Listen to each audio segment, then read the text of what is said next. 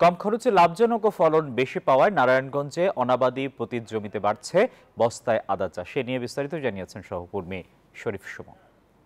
অবস্থান করছি নারায়ণগঞ্জ সদর উপজেলার যে গোগনগরের মসিনাবন্দ এলাকা। আপনারা এখানে দেখতে পাচ্ছেন যে এখানে একটি পতিত জমিতে কিন্তু এখানে বস্তায় আদা চাষ করা হচ্ছে। আপনাদেরকে আমরা দেখাতে চাই, এখানে কিন্তু দেখতে পাচ্ছেন একটি জমি রয়েছে, যেই জমিতে কিন্তু এখানে একজন কৃষক তিনি বস্তায় আদা চাষ করেছেন। জানাতে চাই নারায়ণগঞ্জ সদর উপজেলায় কিন্তু প্রায় 3100 বস্তায় ইতিমধ্যে আদা চাষ করা হচ্ছে এই মৌসুমে। আমরা এই বিষয়ে আসলে কথা বলতে চাই। এই আদা চাষ একটি লাভজনক ফসল, কারণ একটা বস্তার মধ্যে আমার 3 থেকে 3.5 কেজি এবং কি ভালো ব্যবস্থাপনা 4 কেজি পর্যন্ত আমাদের ফলন দিয়ে থাকে।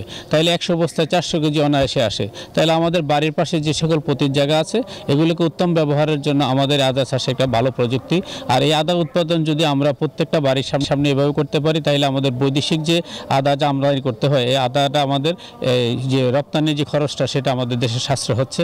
আর এই প্রযুক্তি আমরা এখানে বাড়ির টেকে করেছি আমাদের এই যে কৃষকের। ধন্যবাদ। আমরা কথা বলছিলাম এতক্ষণ এই যিনি কৃষি অফিসার রয়েছেন উনি জানাচ্ছিলেন যে বস্তায় আদা চাষ করলে যে বৈদেশিক যে আমদানি নির্ভরতা রয়েছে সেই আমদানি নির্ভরতা কমানো যেতে পারে এবং কৃষকরাও কিন্তু এই বস্তায় আদা চাষের মাধ্যমে তারা লাভবান হতে পারে।